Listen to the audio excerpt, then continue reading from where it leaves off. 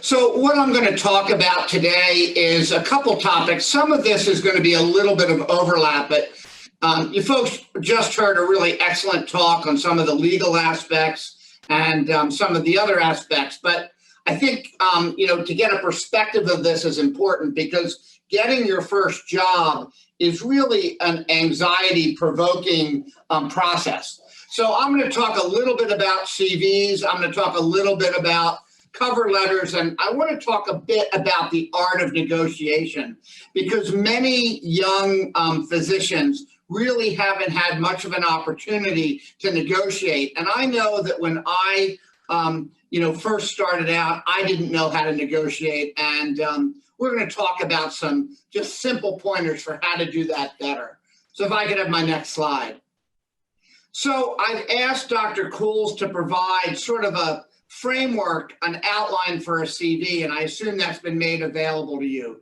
But the curriculum vitae, the CV, is really a record of your academic accomplishments.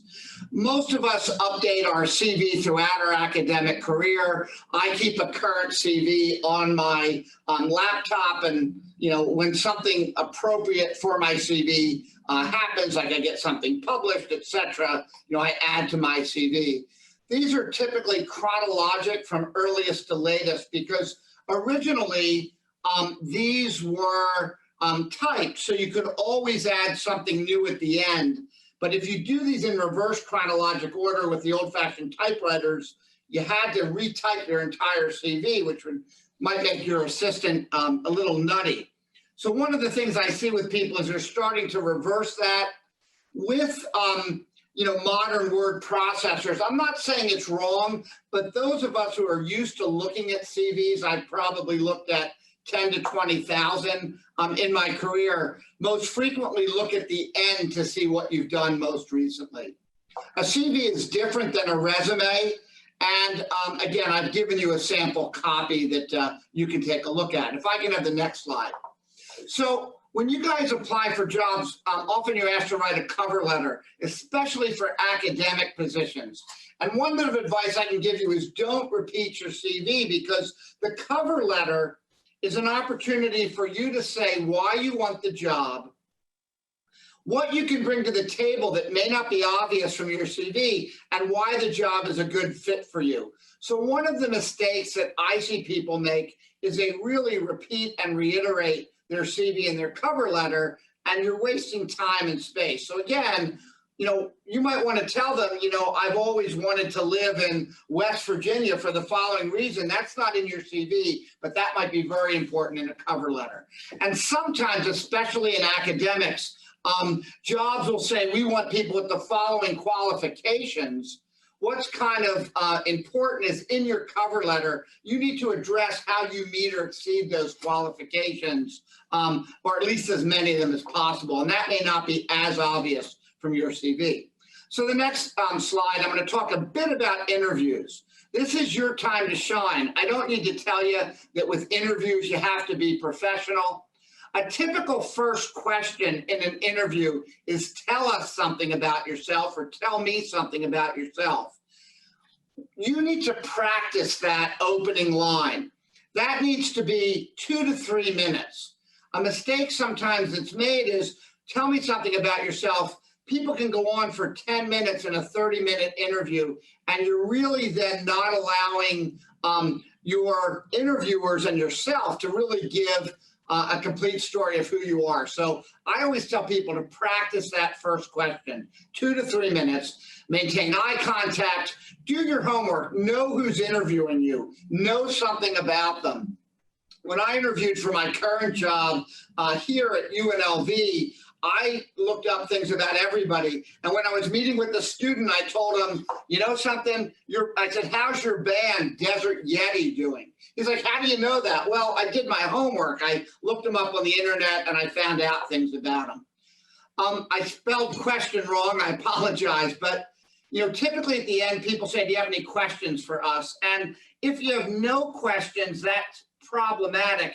but you don't want to ask a silly question either. And that's where it comes to do your homework. So your homework in a job and practice might be, tell me a little bit about the relationship of hospital X with your practice, or tell me a little bit about your relationship with practice Y in the community. So have those questions that really show that you've done your homework.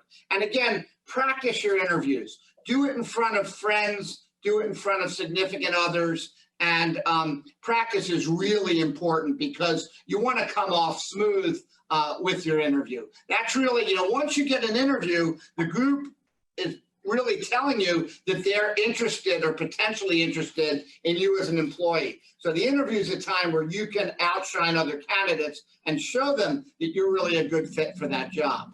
If I can have the next slide. I'm going to switch gears a little bit now and talk about negotiation. So, So I've given a bunch of talks on negotiation, and my wife always laughs because she's a better negotiator than me. But a couple key points. So if we were in person, I'd ask you who these two people are, and hopefully you recognize Napoleon Bonaparte on the right, and on the left is Thomas Jefferson. And the reason that I use them as an introductory slide for negotiation on the next slide, please, is because we're going to talk about the Louisiana Purchase in 1803.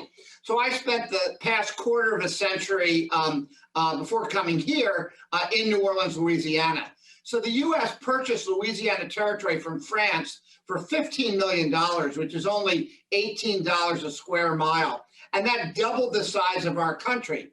That area originally belonged to France, then it was taken over by Spain, and then France.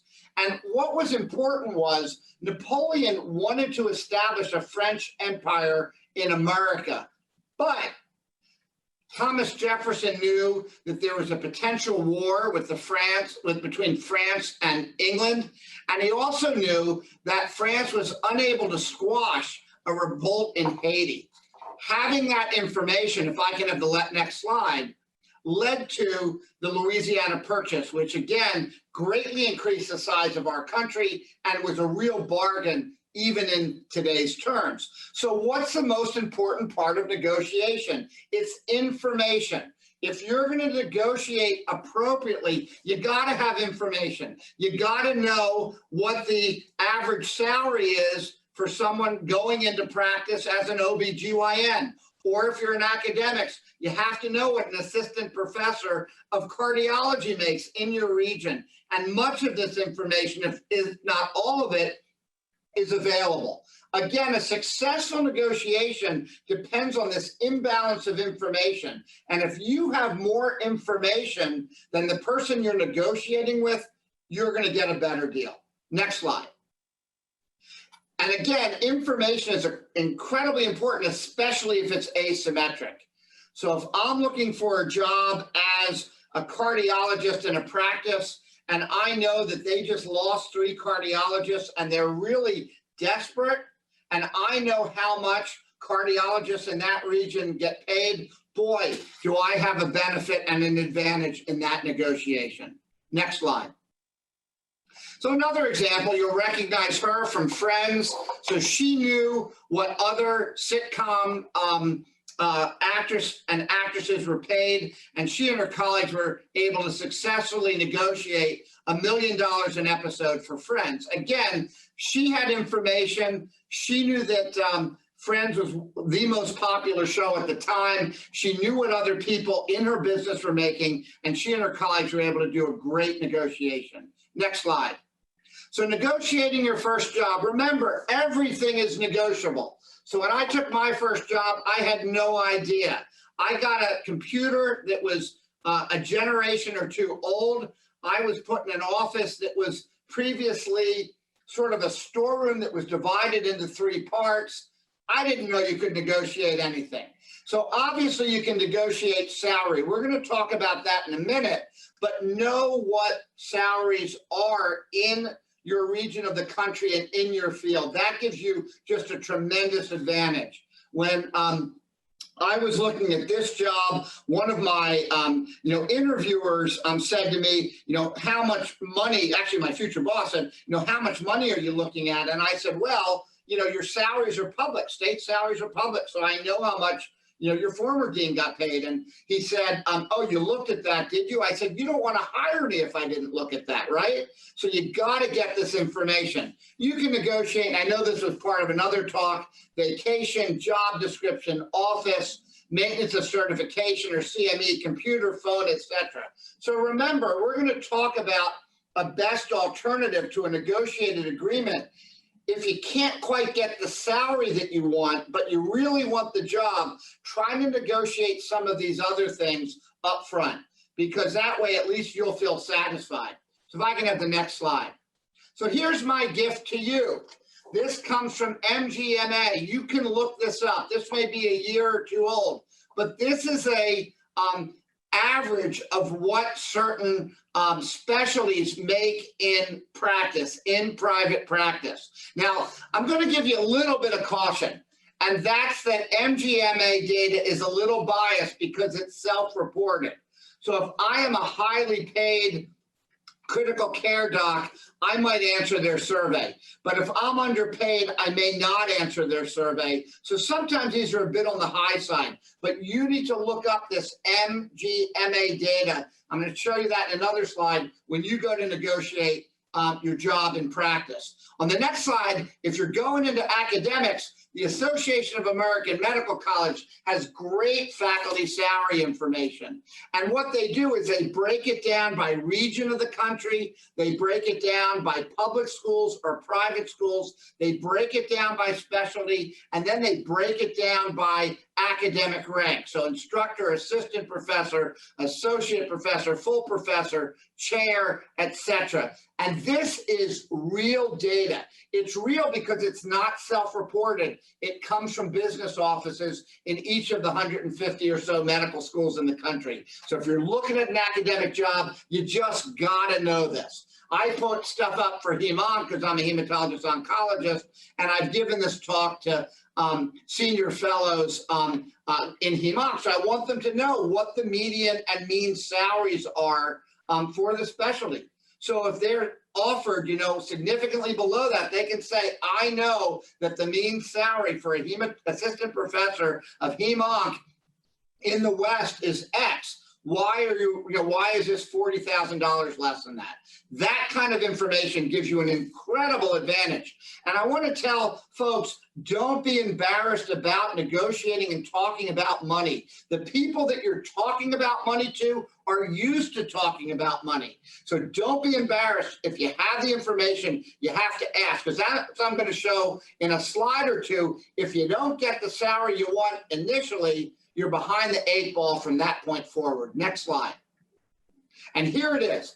If you had a starting salary of $180,000 with a 2% annual raise, after 10 years, your salary would be $219,000. If, however, you successfully negotiated for that double AMC mean of $200,000 with a 2% annual raise, now you're up to almost $244,000 a year. So you can see that that initial salary that you accept is critical, because typically raises are based on the salary that you had the year before. So that initial salary has to be in the ballpark. You have to get that information, and you have to use that information when you negotiate. Next slide. So suppose you can't get what you want, and I use this slide, and I think Denise Selleck said, do you think the audience is going to know who that is? So I hope you all know this is a Rolling Stones. That's Mick Jagger, the front man in the center. You can see Ronnie Wood, you can see Keith Richards and Charlie Watts on the drums in the back, and they have a song, You Can't Always Get What You Want, and if you don't know it, you got to look it up. It's a rock and roll classic. But suppose you can't get what you want. Next slide. There's something that we talk about called the best alternative to a negotiated agreement, or a BATNA. So if you can't get the salary you want, negotiate some of the other perks. If you can't get the vacation that you want, negotiate a bigger office. So look for those alternatives and look for those compromises so that both people walk away with something that they want, and both people are comfortable at the end of the negotiation. Next slide. I want to talk about John Nash. John Nash was the subject of the movie and book, A Beautiful Mind. John Nash won the Nobel Prize in economics. John Nash was a genius, but he also had schizophrenia. And because of his genius, he was able to eventually figure out that the voices that he was hearing were actually fake, and he was able to become productive, a mathematical genius. And one of the things John Nash talked about that's relevant for negotiation, if I can have the next slide, is a Nash equilibrium. So a Nash equilibrium occurs when, if two people are in a negotiation and they're in a Nash equilibrium, they will be if Mary is making the best decision she can, taking into account Jamal's decision, while Jamal's decision remains unchanged, and Jamal's making the best decision he can, taking into account Mary's decision, while her decision remains unchanged. A simple example of this, because that's complex verbiage, is if two cars are coming at each other, the best decision, the Nash equilibrium, is for both of them to steer in the opposite direction. Every other decision is bad and leads to an accident. Next slide. The way this is also sometimes talked about is something called in game theory, that if each player is told the strategy of the other, and then say, if I know that that other person's going to go right, I'm still going to go left so I don't crash. And if I know he's going to go left, I'm still going to go right. And that really sets apart a Nash equilibrium. Next slide. One of the things that also comes up is the classic prisoner's dilemma. So what happens is two people are caught. They're both asked individually if they committed the crime. The Nash equilibrium is both of them need to actually confess. That's the Nash equilibrium. Everything else can lead to a worse outcome. But if they both confess, then they both come out better than if one or the other does not. The reason I tell you this is there's some game theory in negotiation, and think about these win-wins. If you can't remember a Nash equilibrium, think about a win-win. Next slide. So a best alternative to a negotiated agreement, remember, no negotiation ends with one person getting everything they want. If they do, that's really bad negotiating on the other person's part. So if I'm selling my house and I get an offer within an hour that is my asking price, that means I didn't ask enough for my house. So, you got to be prepared to make concessions. Be respectful and don't take no personally. In these types of negotiation, these are business decisions. They're not personal. Set your priorities. What's most important for me? Maybe most important for me is I need to be in the same city as my significant other, and this is the only OB job in that city. If that's true, you don't want the people that you're negotiating with to have that asymmetric information, but you know that you're going to have to make some major concessions. You may make concessions on salary, you may make concessions on vacation, but if you've got to be in that city, the best alternative to a negotiated agreement is to make that concession and strategize. Decide up front, what salary am I looking at and what am I willing to give up to get that salary? Or alternatively, if I can't get the salary, what do I want in exchange for that salary? Next slide. Negotiating tips from history. I like history. Ben Franklin, my hero. I have a bust of Ben Franklin on my counter. I named my son Ben after Ben Franklin. Is be honest. J.P. Morgan, the banker. Be persistent. Abraham Lincoln, gain their trust. Levi Strauss, don't be overly formal. Remember, that's Strauss, that's the genes. Biddy Mason, be patient. P.T. Barnum, know how to get people's attention. And Jamsetji Tata, the famous Indian entrepreneur, set lofty goals. Next slide. So things to think about. And, again, the Legal Talk talked about this. But remember, when you negotiate your first job, you need to know the difference between occurrence claim-based and claims-based coverage. Claims-based only covers claims made during that year. So if somebody files a malpractice claim based on something you did 2 years ago and you've left that job and you don't have tail insurance, you're not covered. Occurrence insurance is more expensive. If your employer only provides claims insurance, you need to get tail coverage. Again, if they only provide claims-based insurance and you don't get the salary you want, maybe you can negotiate tail coverage in lieu of salary, okay? But if you have claims-based, you need a tail. I remember that. I'm not an attorney. Always get an attorney and listen to attorneys, but both tail and claims have AI. That's how I remember it. Termination. I know that the last speaker talked about that. Can you be terminated without cause? How much notice do you get? What are your benefits? Maternity, paternity leave, health insurance, CME, vacation, productivity bonus. How about partnership? And I know that was talked about previously by other speakers. Next slide.